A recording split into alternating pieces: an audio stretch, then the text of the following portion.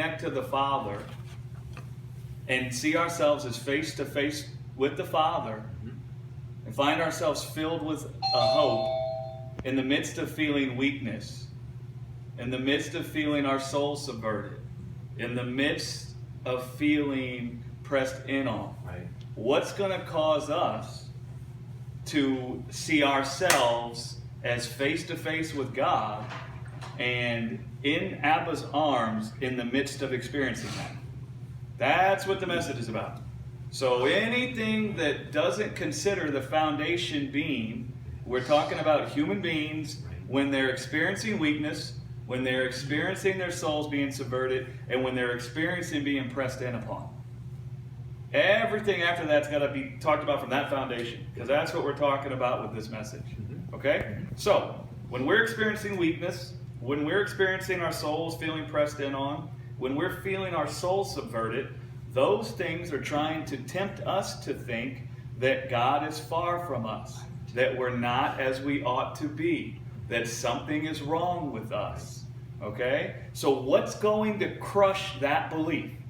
Because when we're feeling weakness, when we're feeling our soul subverted and feeling pressed in upon, those things are trying to persuade us that we're separated from God's strength, that we don't have strength, that His strength is far from us. We're not as we ought to be. What's wrong with us? Those things are trying to persuade us of that.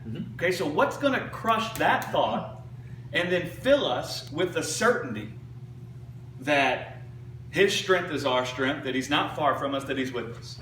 Right? Yes. What's going to crush those lies when we're in the middle of feeling that?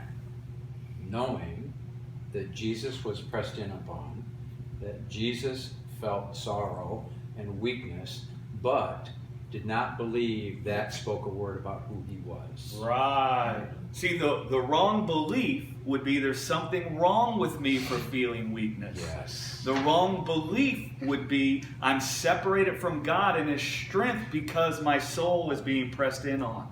The wrong belief would be God's far from me because I feel sorrowful right here. That would be the wrong belief. Yes. And if a person concludes that when they feel weakness, then they're going to look to the strength of the flesh. Right.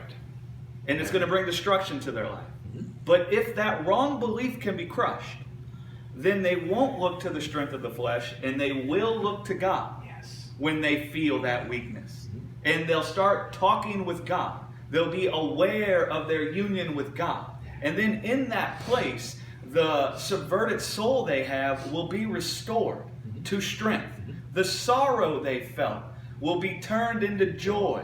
The weakness they felt will be turned into strength. Okay, so the whole message is about how God crushes the conclusions of the carnal mind when a person feels weakness. Right? Yep. And how did He crush it? He crushed it with Christ. How did He crush it with Christ? Because Christ came as us. He absorbed our sin and death into Himself. He felt the full weight of fear press against Him. Yes. He felt the full weight of weakness. He felt the full weight of inability. And from that place, He didn't conclude that there was something wrong with Him. Yes. And He didn't conclude that He wasn't as He ought to be, or that He wasn't the Son. He didn't conclude any of that, right? So then when we see all those things in Jesus, it tells us there's nothing wrong with us in the day we feel that.